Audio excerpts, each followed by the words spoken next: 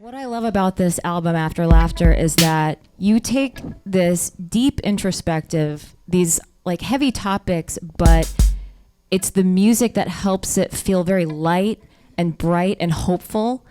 And I wonder if that dichotomy was important in writing these songs. Personally, I didn't realize that early on. In fact, it made me frustrated with myself because T would write these incredibly rhythmic musical parts, and sometimes he'd send me full songs, and sometimes it'd be like, just like when he sent me Hard Times, it was like verse and a chorus, and he had the part in it, and I was like, this is so fun and cool. And I mean, the first set of lyrics that I wrote to Hard Times was even darker, and I just apologize to my own self, but it was, I don't think I understood that, a year later we'd be playing these songs for people. And like last night we played in Detroit, and it was this big beautiful theater, and we had such a good time just dancing with everyone, but talking about things that hurt, and seeing people in the audience that cry 1 minute and then laugh the next minute. I think having the range is important. So yeah, I mean, I'm so thankful. I'm really glad it turned out this way. The music is therapy, at least for us. I mean, maybe that was a source of where it came from, was therapy for you.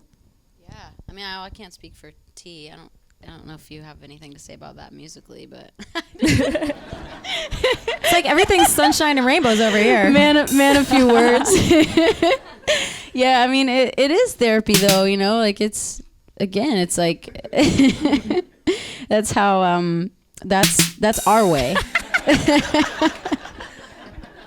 That is our way of expressing our what's going on so that we can get through it. Yeah. Is that portable? Can you just walk around Riot Fest and just giving people their sound effects all weekend? Sure.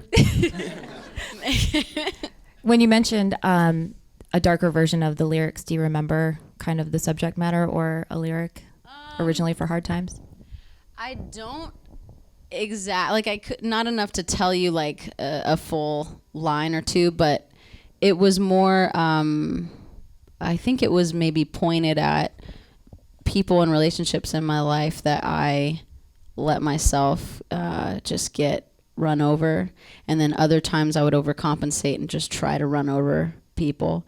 And then I think the chorus was like, so the verses were like very much that and storytelling time, and then the choruses were like existential crisis, just like, why am I like this? I'm gonna die this way, So yeah, there were a lot of first versions of a lot of these songs, but especially like Fake Happy. Oh my God, me and Taylor demoed that song like. I wanted to die. I was like, what are we doing? And the last day, I remember I was sitting on his roof outside the window of the little makeshift studio in his house, and I was just like, oh, please let this song be a thing that just is done. and walked back in. We were listening to it, and we were like, it's the same thing as the original version. Let's keep it. It's great. So and then the intro to the song, which we've yet to play live. We haven't planned that yet when we're going to play that part live. But the intro of Fake Happy is one of the choruses that we went through, So that's just a little factoid for you guys. Ooh, little nugget. Trivia for Jeopardy. Were you right there? Another little nugget that I learned is that you personally have been dealing with some anxiety and depression issues in the last few years. Yeah, I call it darkness. I don't really call it depression. I feel like it's such a clickbait word now, yeah. And I hate to say that because it's a real issue for people. But I've only been to therapy. I've never been to a psychiatrist. So, that's just really personal. Hi. Hi, Facebook Live. But I guess what I'm saying is I don't ever want to take away from people who they've been literally diagnosed with it and they're walking around, dealing with it however they are being told to deal with it or their best way.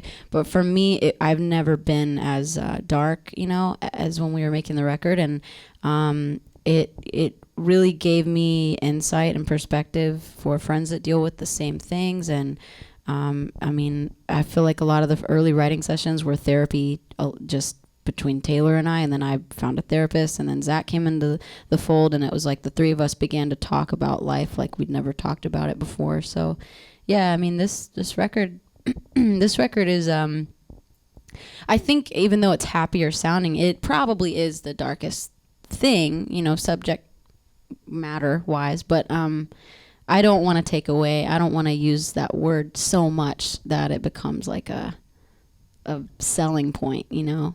I understand. That's you just have such a huge heart, but the fact that you feel the darkness, there's so many people who looked up to you as a role model, look up to you for inspiration, and to see someone who, not necessarily diagnosed with clinical depression, but that deals with hard times and gets through it, and can share what helped them. For you, maybe writing. Is there any other tool in your box that you would go to that would help you?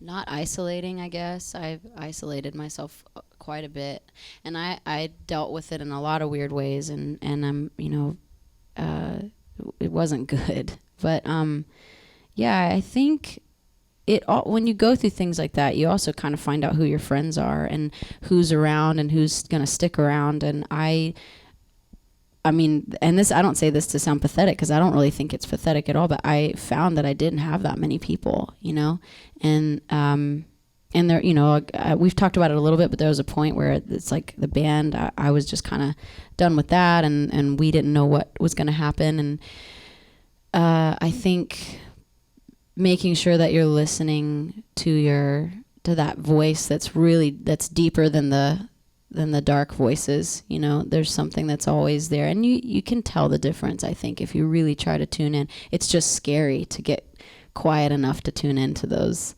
and listen. So yeah, I think maybe the right kind of isolation to have solitude, but then also keeping myself, you know, writing and engaged with like my friends, and connecting and talking, just like talking forever. I was a horse for an entire year because all I did was just talk, you know.